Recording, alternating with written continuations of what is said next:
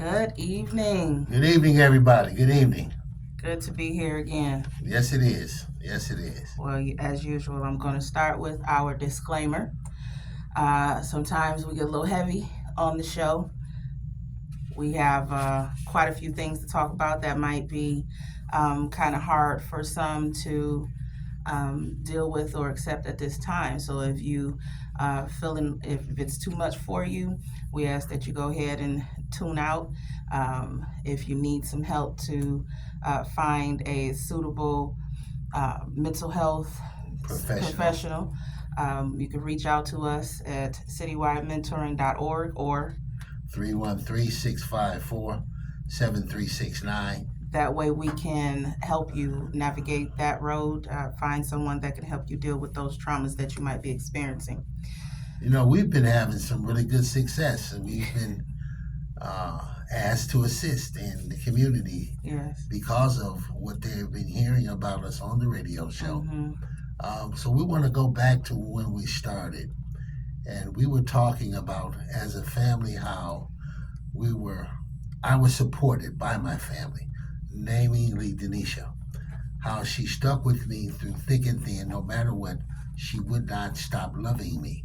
So we want to go back and revisit that, because one of the things we're going to be working with individuals focused on is family reunification. Absolutely. That's if you're fortunate enough to have a family or loved one that's willing to reunite. Yeah. Now, not everyone will have someone that's willing to do that.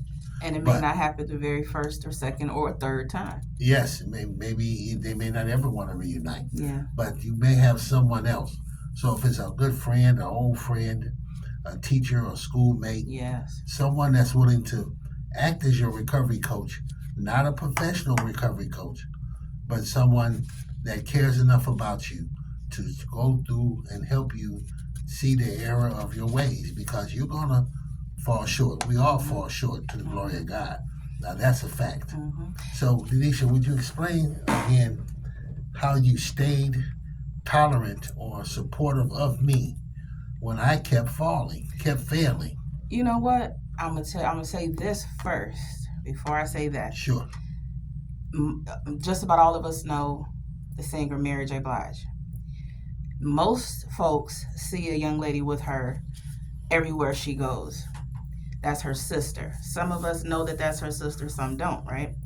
And so her sister came to be by her side back in the 90s, the late 90s, early 2000s, when Mary J. Blige had gone through some extreme relationship stuff with the singer Casey from Jodeci.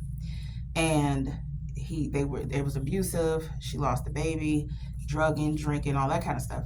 And her sister saw that she was going down. And as much talent as she had, this lifestyle was starting to take her down. So her sister committed to her to be there with her every step of the way if she would allow her to be. I didn't know that. Yeah. I didn't know that. That always put a special place in my heart. I believe her sister's name is Latanya.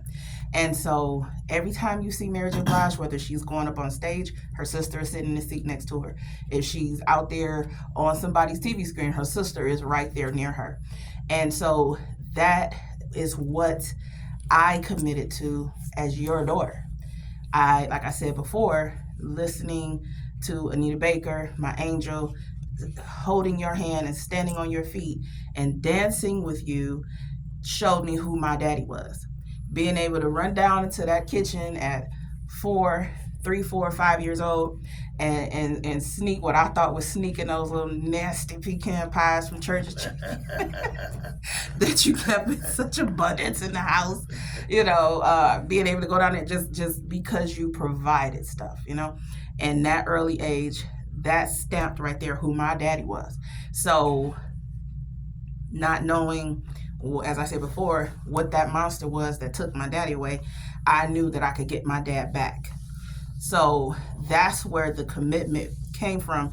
Once I already knew I could get you back. I didn't know what I had to get you back from. So as I said before, that DARE program, which is why prevention is so important, period, and so important to my heart, is because DARE showed me what had took my dad. and eventually showed me that this is what was taking my mama, and this is why, some of the reasons my stepmom was so aggressive, and the neighborhood in general was going down. So whereas when Dante was around, before Dante passed, everybody was around, everything seemed so lively, and then as that started to go down, you have ebbs and flows. So as that started to go down and you look around the neighborhood, everything started to just decay. And so I said, okay. So now you all had to figure it out yourself. You had to see what this drug was doing to you. I had to see how you would commit, because, of course, we went through a lot of hard stuff. Sure. We had to deal with all the treatment centers. We dealt with the Vista Maria thing, the CPS with the abuse.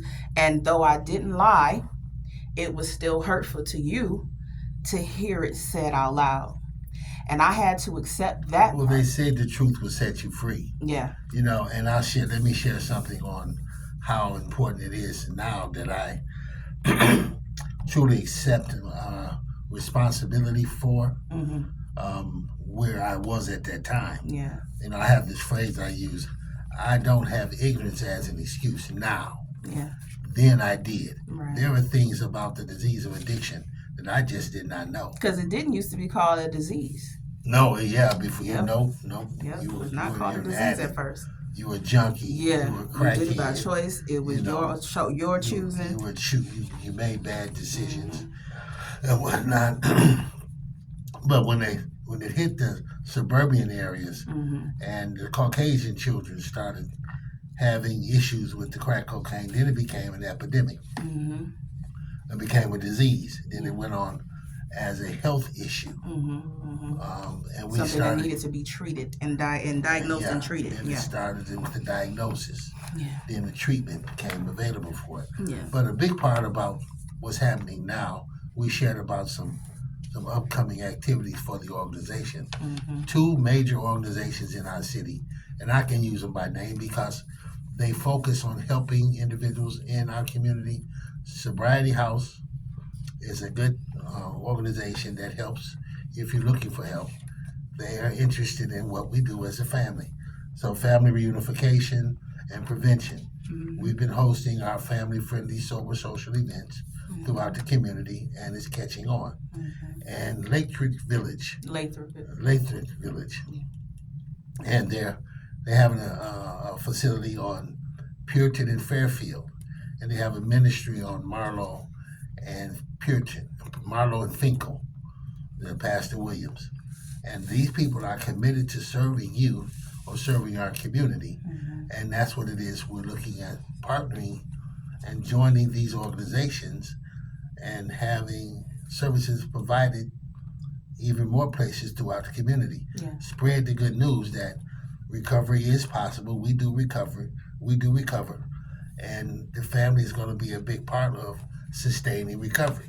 So, Denisha, when you come in as community care worker, what will you be wanting to teach the family members about their particular loved one that's suffering? Well, my first most important thing is to help people understand that we can't judge each other, because as Granny would always say, she was addicted to ice cream. Yeah. People are addicted to food, addicted to sex, addicted to television, addicted to everything can become an addiction, and that addiction is the fact that it takes control over everything else. It takes precedent over everything else. So the fact that we should not judge each other, but also the fact that even with this person's afflictions and their weaknesses, we can offer them strength and support from ourselves, because we all need someone to help us hold the load. If you have 1 to however many children, you need someone. You can't do it all by yourself. You need someone to help you with that.